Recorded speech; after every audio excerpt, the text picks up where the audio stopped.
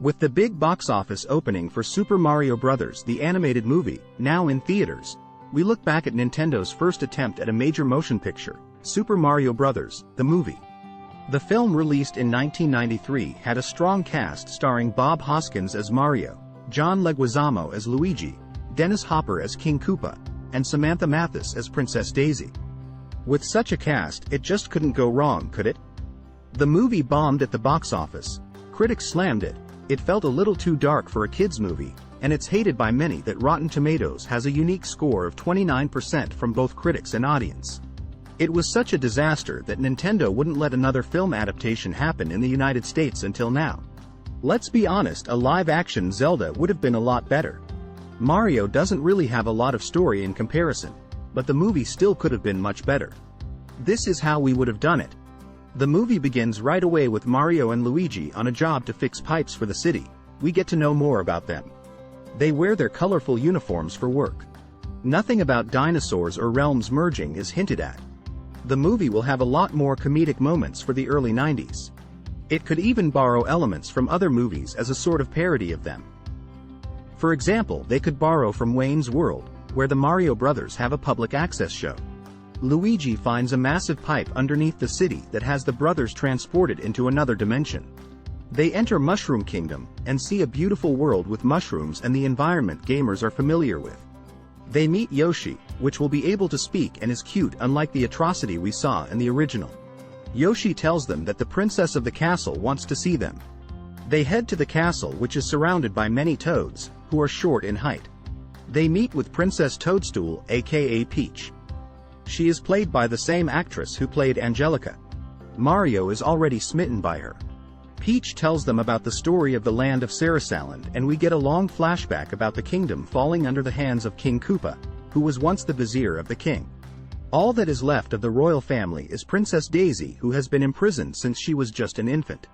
Peach says she was the one who brought them over from the other side to save Daisy. Though Luigi refuses to help as he is angry for being taken, he sees a picture of Daisy and Mario manages to convince him that it's their job to save this world if they are to get back home. Peach tells them if they can't stop Koopa and save Daisy, Mushroom Kingdom will be next to fall. If it falls, they'll never get back home. So, our heroes leave the Mushroom Kingdom, and with the help of Yoshi they go through many obstacles and a large desert land to finally get to the center of Sarasaland. And it's a dystopian nightmare with many Goombas and creatures known from the games. Yoshi is captured and Mario and Luigi start to discover on their way that they have the special ability to jump high.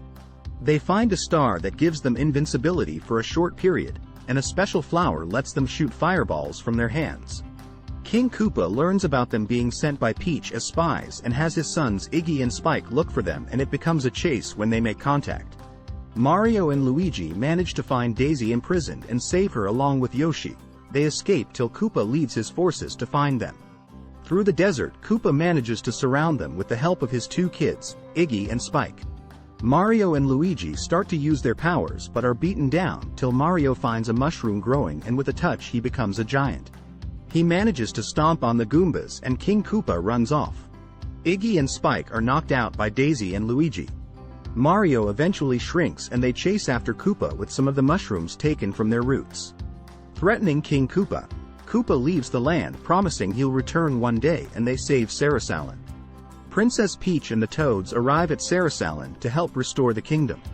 They reward Mario and Luigi as heroes of Mushroom Kingdom and Sarasaland. Meanwhile, Luigi and Daisy get to know each other and Luigi falls for her. Luigi says he has to return home and hopes she can come with him. Before they embrace, Mario rushes in and says someone has kidnapped Princess Peach and they have to go find her. The movie credits roll, setting up for a sequel. In a post-credits scene, we see King Koopa in his castle imprisoning Princess Peach and uses a machine to create a clone of Mario from one of his Goombas, and we get the first glimpse of Wario, who awakens from his chamber. This scene would have been a reshoot in late 1992 after the filmmakers learn of Wario in Super Mario Land 2. What did you think of this version? Comment, like, subscribe, and thank you for watching In the Plot.